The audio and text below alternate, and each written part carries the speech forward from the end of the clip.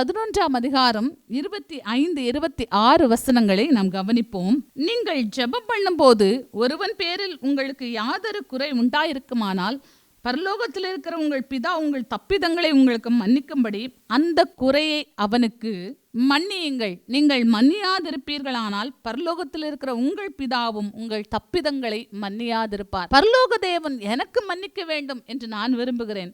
பரலோக தேவன் உங்களுக்கு மன்னிக்க வேண்டும் என்று நீங்கள் விரும்பினால் ஒருவருக்கொருவர் தப்பிதங்களை மன்னித்து கிறிஸ்து நமக்கு மன்னித்தது போல மன்னிக்க வேண்டும். மன்னிப்பேன் ஆனா மறக்க மாட்டேன் அப்படின்னு சொல்லுகிறதல்ல. கிறிஸ்து நமக்கு மன்னிக்கும் போது மேற்குக்கும் கிழக்குக்கும் எவ்வளவு தூரமோ அவ்வளவு தூரமாய் நம்முடைய பாவங்களை அவர் எறிந்து விட்டார்.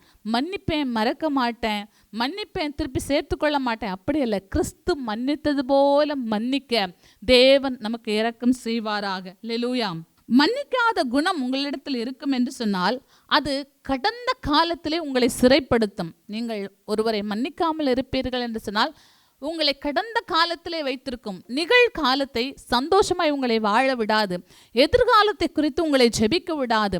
எதிர்காலத்தை குறித்த நம்பிக்கை உங்களிடத்திலிருந்து எடுத்து போடும். கடந்த காலத்திலே உங்களை சிறைப்படுத்தி வைத்திருக்கும். ஐயோ, அவங்க இப்படி பண்ணிட்டாங்களே, இவங்க இப்படி பண்ணிட்டாங்களே, அவங்க அப்படி பண்ணும்போது நான் இப்படி ரியாக்ட் பண்ணியிருக்கணும், அவங்களை இப்படி அவாய்ட் பண்ணியிருந்தா எனக்கு இந்த வலி வந்திருக்காது அப்படின்னு சொல்லி கடந்த காலத்திலேயே உங்களை வைத்திருக்கும். உங்களுடைய மனது கரப்பான் பூச்சிகளால் தேளினால் நிறைந்திருப்பது போல வலியினாலும் அருவருப்புகளினாலும் உங்கள் மனது அப்படியாக கஷ்டப்பட்டு கொண்டிருக்கும்.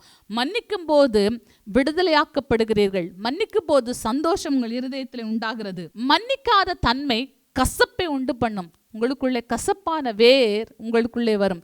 கசப்பான வேர் கசப்பான கனிகளைத்தானே கொடுக்கும். மன்னிக்காத குணம் சாத்தானுக்கு, பிசாசுக்கு வழியை திறந்து விடுகிறது போல, வாசலை திறக்கிறது போல இருக்கும். நீங்கள் கோபம் கொண்டாலும் பாவம் செய்யாதிருங்கள் என்று சொல்லியிருக்கிறது. அப்போ கோபத்தில் இருப்பீங்க, கசப்பில் இருப்பீங்கன்னா அது சாத்தானுக்கு வழிவிடும். கோபம், கசப்பு உங்கள் இருதயத்தில் இருக்கும்போது பழி வாங்க வேண்டும் என்கிற எண்ணம் உங்களுக்குள்ளே வரும். பல தீய செயல்களை உங்களுக்கு செய்ய அந்த எண்ணம் உங்களை தூண்டும். அப்போ மன்னிக்காத குணம் பிசாசுக்கு வாசலை திறந்து விடுகிறது. சூரியன் அஸ்தமிக்கிறதுக்கு முன்னே உங்கள் கோபம் தனிய கடவுது, உங்கள் எரிச்சல் தனிய கடவுது என்று சொல்லி இருக்கிறது. எரிச்சலையும் கோபத்தையும் விட்டுவிட்டு மன்னிப்பை மற்றவர்களுக்கு கொடுக்க ஆவியானவர் உங்களுக்கு இரக்கம் செய்வாராக. மன்னிக்காத குணம் இருக்கும்போது தேவனோடு உள்ள ஐக்கியத்திற்கு அது தடையாயிருக்கும். நீங்கள் ஜெபம் பண்ணும்போது அல்லது உங்கள் காணிக்கையை செலுத்த வரும்போது உங்கள் சகோதரிடத்தில் உங்களுக்கு குறைவுண்டு என்று கண்டால் அந்த இடத்துல உங்களுடைய காணிக்கையை வைத்துவிட்டு நீங்கள் போய் உங்கள் சகோதரனோடு ஒப்புரவாகி வர வேண்டும் என்று சொல்லி வேதம் சொல்லுகிறது.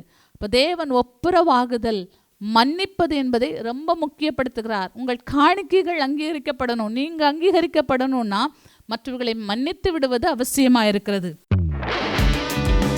துதியின் கோட்டை ஆலயம் புதிய பேருந்து நிலையம் அருகில், திருநெல்வேலி 620007 தமிழ்நாடு, தென்னிந்தியா. இணையதள முகவரி www.fortopriceministries.org.